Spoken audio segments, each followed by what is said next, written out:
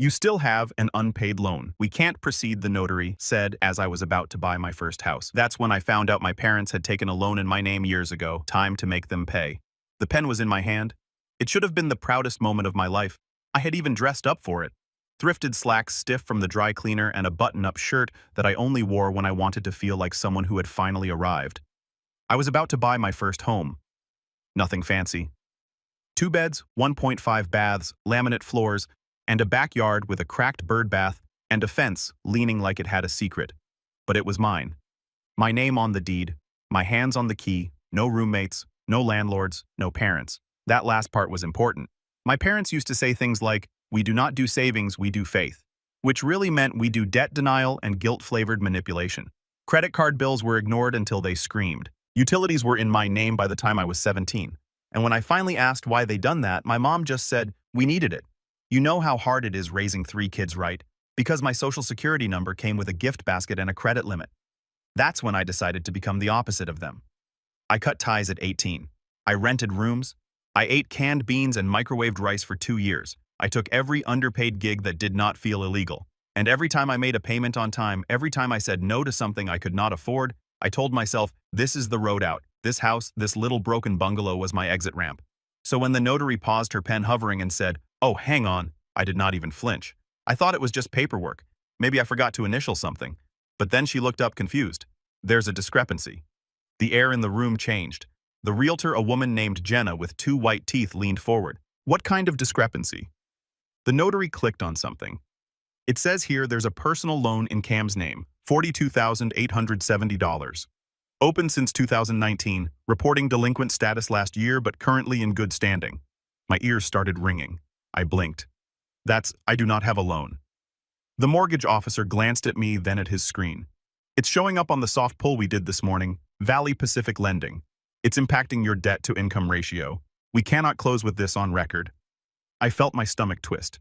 They turned the monitor so I could see it. My name, my social, the balance, monthly payments. 2 missed in 2020. Then consistent payments from an address I had not lived at since college. My parents' house. My chest went cold. Everyone was watching me now. I forced a smile I did not feel. That's not mine. I have never applied for that. Could be fraud, Jenna said gently with sympathy in her eyes that made me feel like a child in trouble. You should definitely freeze your credit. I nodded mute. They offered to reschedule. Sort it out and we will resubmit the application, the mortgage guy said, but I barely heard him. I was already halfway out the door calling the credit bureau, sweating through my shirt, trying not to panic. But deep down, I knew. I knew what kind of people my parents were. I knew how they smiled through lies. I knew the way my mom always said, "It's just paperwork." And how my dad used to say, "We're all family. It's not like it matters." It mattered now, because someone, likely someone I used to call family, had taken a loan in my name using my social, my credit, and my life. And I did not even know it existed until it destroyed the one thing I had worked my entire adult life to build. I spent the next 2 hours in the library parking lot on the phone with every credit bureau I could think of. My laptop overheating on my passenger seat. I had not been able to go home. I could not face those walls, not yet. The woman from Experian was polite. Calm, she asked the usual verification questions. Full name, date of birth, last 4 digits of your social. And then she asked, "Did you take out a loan through Valley Pacific Lending in July of 2019? No, I said flatly. That's what I'm trying to tell you. Another pause. Then, well, it was approved using your full information. Application was submitted online. Address matches. 1735 Pinehurst Avenue. My throat clenched. That was my parents' house. I had not lived there since 2016. Can you tell who signed for it? There's an e-signature IP traced to the Pinehurst address. A email listed askosandfamilygmail.com. Is that yours? No, I whispered. There it was, a smoking gun in a Gmail handle. I thanked her, got off the call, and sat still long enough for my coffee to go cold beside me. Cam Wilson family. I remember my mom saying once, "I made that email for you just in case you needed a backup." I thought it was harmless, just a mom trying to stay involved, maybe a little overbearing. Now I realized what it was, a foundation, a tool, a digital mask. The loan was not just some accident. It was an orchestrated con. And whoever did it had paid it quietly enough to stay under the radar until now. It was not rage that came first. It was grief. This was not a stranger who stole from me. This was the woman who used to pack me peanut butter sandwiches with heart-shaped notes. This was the man who taught me to ride a bike badly and said, "You'll thank me later," when I fell. Now here I was, 28 years old, sitting in my parked car with a mountain of broken trust in my hands. I stared at my phone, then dialed. It rang 5 times before she picked up. "Hey, sweetheart," my mom said, voice warm like honey. "I was just thinking about you. Just thinking about me." Of course she was. I swallowed the lump in my throat. "Hey, Mom, can I ask you something weird?" "Sure," she said lightly. "What's up?" "There's a loan in my name, opened in 2019 through a company called Valley Pacific. Do you know anything about that?" There was a pause, a sharp one, like the air sucked out of her end of the call. "Oh, that," she said too quickly. No, of course not. We would not. I mean, that's ridiculous. Are you sure it's not a mistake?" My jaw tightened. I kept my voice casual. "Well, the application was submitted from your address, and the email used was that kem.wilson.family1. Remember that one you made?" Another pause. Longer this time. "I mean," she laughed nervously. "I did create that years ago, but I did not use it for anything. Maybe you signed up for something and forgot." "No," I said, quiet. Direct. "I did not." She exhaled into the phone. "Cam, honey, is this really that big of a deal? You're doing so well now. You always said you wanted to help the family if you ever could, and it's not like we missed payments." That was it. The slip. She had just admitted it. I had not told her anything about payments. I did not even speak. Just listened to her realize what she said. Heard the panic start to fill the silence. "Cam, wait." I did not mean it like. I hung up. The phone stood from my hand and landed on the passenger seat. I stared at my windshield like the answer was somewhere out there. Like maybe if I squinted hard enough, I could see a version of myself that had not just been gutted by the people who claimed to love me. The rage was starting to come now, but it was not loud. It was quiet, strategic, focused. They thought I'd do what I always did. Sigh, forgive, and move on. But they had taken something that did not belong to them. And this time, I was not going to let it go. You would think betrayal comes like thunder. Loud, sudden, violent. But this was not thunder. This was a pattern. And now I could finally see it. I went home and did not turn the lights on. Just dropped my keys, opened my laptop, and started digging like a man possessed. First stop, Gmail, that old backup email my mom once said she made in case college stuff bounced. I had not logged into it in years, but I knew the password, my childhood dog's name, and her birthday. Classic mom. And there it was. Valley Pacific Loan. Confirm _0 72019.pdf application approval, disperse dash, meant my name, my social, my parents' address, my mother's phone number, listed under secondary contact. I took screenshots, downloaded the PDF, saved them to an encrypted drive I created for one purpose: revenge. Then I kept going. Receipts, payment confirmations from her email to the loan portal, a recovery email linked to her main account. I traced the first payment back to a bank transfer that had a memo line, CW 42,000 loan start. She did not even try to hide it. The paper trail was clear. This was not a mistake. This was not a desperate one-time decision. It was strategy built on the assumption that I would never notice, never check, never say no. And for a long time, I did not. I closed the laptop and sat in silence, heart pounding. Then, almost without thinking, I grabbed the file box under my bed, the one labeled tax stuff. But really, it was full of old bills, receipts, and the few documents I had kept from my past. Buried near the back was a yellow envelope. Inside, a Comcast account from when I was 16. $486.13. Overdue. I never opened that account. I remembered coming home from school and asking why the internet was in my name. My mom had smiled a soft, tired smile and said, "Oh, sweetheart, your credit's clean, ours is not. You'll understand when you're older." And just like that, I was the family safety net. At 16, that was the first time they stole from me. And I let them. I let them again when I co-signed my brother's car loan. He missed 3 payments and blamed the dealership. I paid it off to protect my score. I let them when my dad opened a retail credit card in my name and maxed it out to buy a new fridge because we needed it and you were not using your limit anyway. Over the years, they told me it was survival, that we were a team, that families help each other. But what they really meant was, you help us and we never give it back. So when I emailed my lawyer, the one I used when I went freelance, I did not hesitate. Subject urgent financial identity misuse by family, attachment proof.zip. He called me the next day. Camp, he said, voice measured. This is serious. No kidding. You have got a clear case of identity fraud, especially with the IP, the emails, and the payment trail. And based on the way the account was maintained, we are looking at deliberate long-term misuse. So what do we do? He paused. That depends. Do you want to press charges? I sat there for a long time. Part of me wanted to say no, wanted to stay. The bigger person, that loyal, reasonable son who understands and forgives. But that version of me had died the moment I looked down at that fake Gmail address. What if I do not press charges, I said slowly.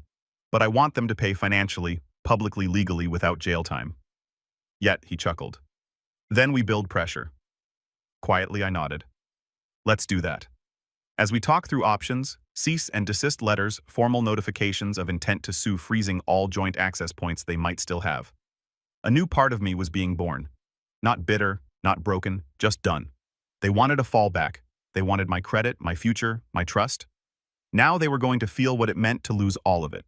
2 days later, the certified envelope went out. Inside was a letter on official stationery from my lawyer, Daniel, a demand for repayment of the $42,870 loan taken out in my name, citing identity fraud and breach of personal trust. It included an itemized breakdown, screenshots of emails, IP trace reports, and a formal warning. If the debt was not paid back in full within 30 days, we would file a civil suit for damages, including emotional distress and loss of property, since their actions had cost me the house. It was the first time I had ever sent my parents something that required a signature. The next thing I did was freeze my credit. Every bureau, every lender locked. I changed all my banking passwords, rerouted everything through new two-factor authentication. I even got a new number not to hide, but to control what came through. It felt weird taking these steps, like I was leaving a house I no longer lived in but still needed to lock behind me. Then I went further. I combed through every possible joint tie. The Netflix account my mother was still logging into. The old savings account I had never closed. Even a car insurance policy I had apparently still been linked to as a household driver. Gone, erased, canceled, locked. I was not just cutting them off, I was making sure they could never do this to me again. But even as I was building walls, I could not help the old ache rising again. The ache of always being the responsible one, the fixer, the safe bet. They used to say Cam's the dependable one. Cam's solid. But what they meant was, Cam will clean up the mess. Cam will not say no. Cam will eat the cost and call it love. I remembered Christmas 2017 when Josh's DUI charges needed a lawyer. My dad had accidentally let it slip that I had some extra cash saved from my freelance gig. You do not even have a family to take care of. He had said, you're single, no kids, your brother needs help. So I paid the retainer, $4,500. I did not even get a thank you text. Now they were about to pay.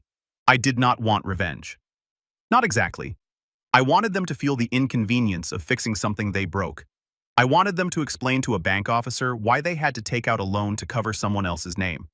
I wanted them to sit at a kitchen table, staring at a bill they could not ignore, and know that the reason was me that I sent it. Then came the voicemail. It was late 11:30 p.m. I was lying in bed listening to rain click against the windows when the notification popped up. Voicemail from Mom. I did not want to listen, but I did. Her voice came through small, not afraid, not apologetic, just tired, performative. Cam, I got your letter. I do not even know what to say. I mean, yes. Okay, we made a mistake, but we are your parents.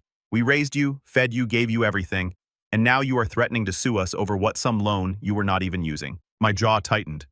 I just do not understand who you have become. This is not you. You used to care about family. What happened to that boy? She paused, sighed. I hope you come to your senses. We are not the bad guys here. We just needed help. You knew that. You always did. Click. That was it. No ownership, no remorse. Just manipulation dressed in disappointment. I sat there staring into the dark and realized something. They had never seen me, only what I could give them. And that voicemail, that was not a cry for understanding. That was a dare. I did not share the voicemail right away. I sat on it for 2 days, unsure if it was worth dragging anyone else into the mess. Then Emma texted, Emma, hey, Got a weird call from Aunt Lisa. Said you are trying to destroy the family. You okay? I stared at the message. I had not spoken to Emma in months, but she was always the one who saw things clearly. When we were kids, she once told me, "Your mom guilt trips like it is a sport." She was not wrong. I called her. She picked up on the second ring. "Hey," I said. "Mind if I send you something?" A pause. "Should I grab popcorn?" "Probably." I sent the voicemail. No edits, no commentary. She listened in silence. When it ended, she did not say anything for a few seconds. Then she really said all that, like in one breath. She did. "And she is mad. You are the one being cold." Yep, Jesus. She texted again later that night. "Emma, she is already calling people. My mom said she told the group chat you hacked into her email and are threatening legal action to humiliate them." There it was, the spin. The moment she felt her power slipping, my mother did what she always did, rewrote the story to make herself the martyr. I could picture it. The long message in the Wilson family thread is full of tearful emojis and half-truths. Something like, "We just needed help and he turned on us." You know how Cam's always been sensitive. I did not even have to read it to know how it sounded. But this time I had something better than defensiveness. I had evidence. I pulled up the file. Daniel and I had compiled a chronological breakdown of every known instance of identity misuse, financial manipulation, and verbal coercion going back a decade. We called it the Truth Packet. It was not designed to humiliate anyone. It was designed to protect me. I uploaded it to a private drive. Then I wrote a message. "Hi. Since some of you are being dragged into a version of this story that is, let's say, extremely revised, here are the facts. I will not be debating it in the group chat. I will not be arguing on calls. But if you want to know what actually happened, not just what is convenient to believe, here it is. All receipts included. Read it or do not. Your choice. Just do not pretend you were not told. I did not send it to everyone, just the ones I respected. Emma, Uncle Ray, my cousin Jordan, and one more. And Mel, who once told me she wished she had left the family years earlier, but it is just too messy to unpack." This was the unpacking. Within 24 hours, things got loud. Emma texted again. "Emma, mom is fuming." She read the file. "She is saying your mom is lying and dragging everyone else down with her. Also, holy, that Comcast bill from when you were 16, Jordan bro, that car loan thing. I remember that. Your dad said Cam's got it like it was no big deal. I am sorry, man." And then from Aunt Mel. "Aunt Mel, I believe you. I have seen this pattern for years. They did it to your grandfather too. I just did not know it went this far." The tide was shifting. My mom, realizing the ground was crumbling, tried again.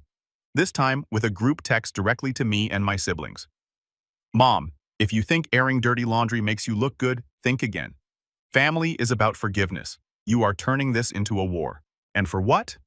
A few dollars. I did not reply, but I did send one thing. A screenshot of the loan disbursement confirmation, $42,870, and one line beneath it. It was not a few dollars to me. It was my life. Then I left the group chat. The envelope was thick and official-looking, slid under my apartment door by the postman who always forgets to knock.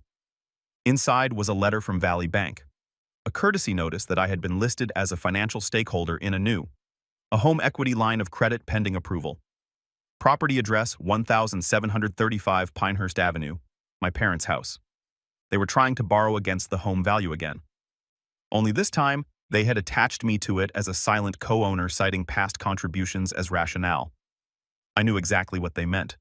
In 2015, I gave my parents $8,000 to help cover the down payment. Back when I still believed helping them meant something, I was 19 and naive and thought this is what family does. Now they were using that contribution, one they never acknowledged again, to claim I was tied to the property so they could exploit my credit history again. I sent the letter straight to Daniel. He responded with 4 words: "We are freezing the asset." Within 72 hours, we had filed a temporary lien on the property, citing pending legal action tied to identity misuse and financial fraud. The bank backed off. The HELOC was denied. But I knew this was not the end, not with people like my parents. They did not believe in consequences, only optics. Which is why 3 days later, I got a text from my brother Josh. "Josh, hey man, we are all getting together Saturday. Mom wants to talk. Do not be dramatic. Just come." That word, dramatic, it always made my skin crawl. It was their way of minimizing anything real, anything that made them uncomfortable. I was not going to reply, but then I changed my mind. Me. I will be there. Bring everyone. I have got something to show you all. Saturday came like a storm. They were already seated in the living room when I arrived, like it was some kind of intervention episode. My dad stood with his arms crossed. My mother sat with tissues in her lap, already sniffling. Josh leaned against the wall, trying to look neutral. Even Aunt Lisa was there, sipping iced tea like she did not have 10 group chats full of gossip. "Cam," my mom started, voice trembling. "We are worried about you. This is not who you are." "No," I said calmly, unzipping my bag. "This is exactly who I am now." I handed each of them a manila folder. Inside was the truth packet, full version, financial records, screenshots, identity verification reports, digital signatures, dates, names, loan statements, Comcast bill from 2012, credit report notations, the letter from the halak, the lien filing, everything. "This is what you did," I said flatly. "This is not drama. This is documentation." My mom scanned the first page and started shaking her head. "Cam, this does not prove anything. This looks worse than it is." "You stole from me," I said. My voice did not rise. It did not have to. My dad finally spoke.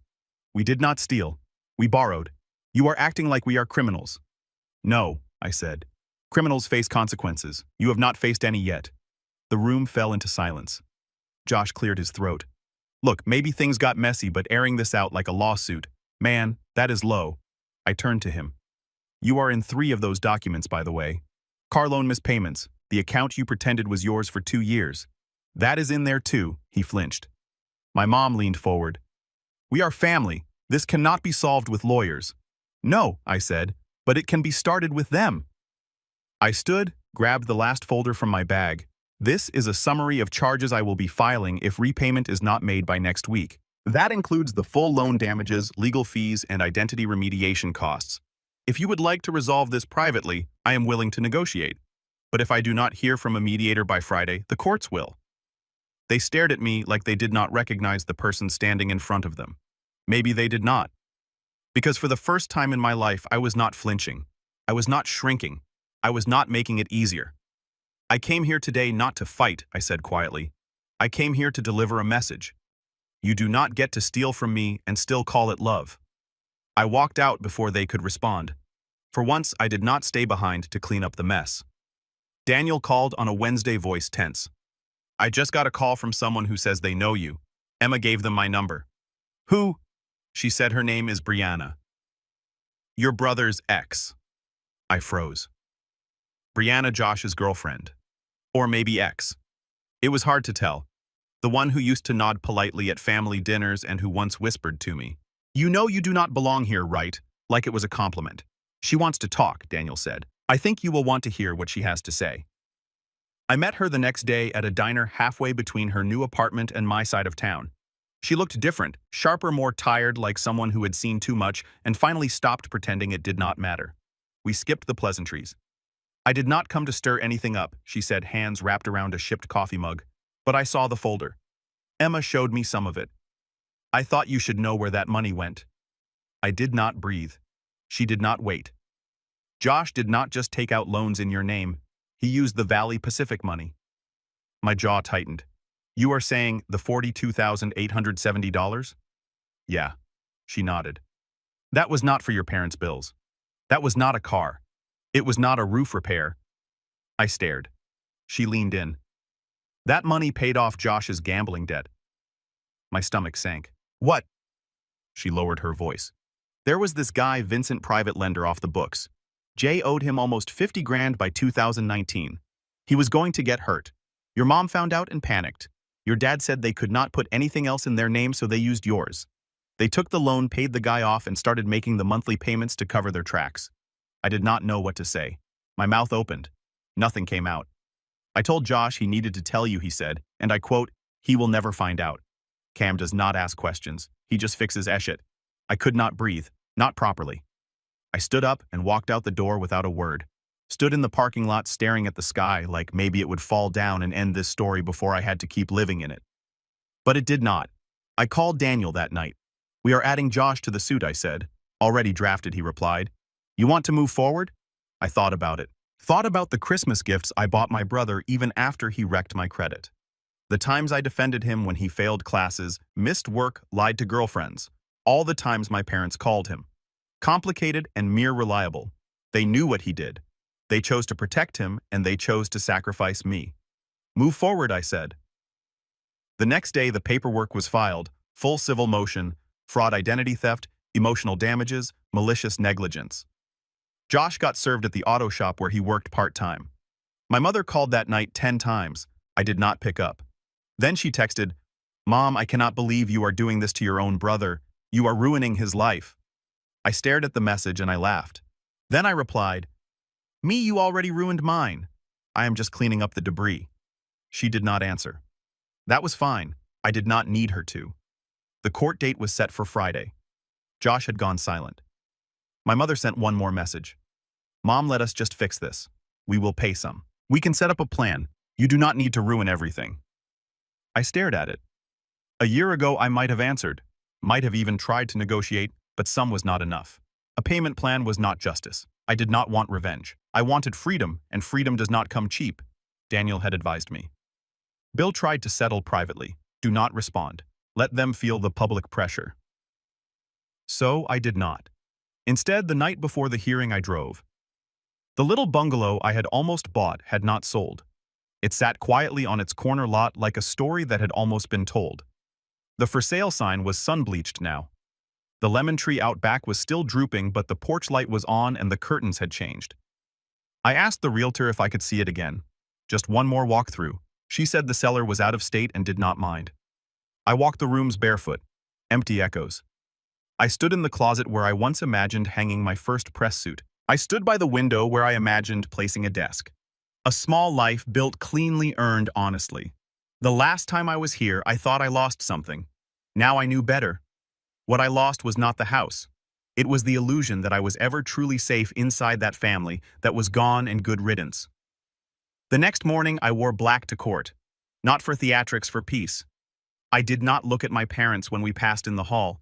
I did not acknowledge Josh when he glared like a kid caught stealing from the cookie jar. The hearing was procedural. The judge reviewed the evidence, the timeline, the verification. Daniel did most of the talking.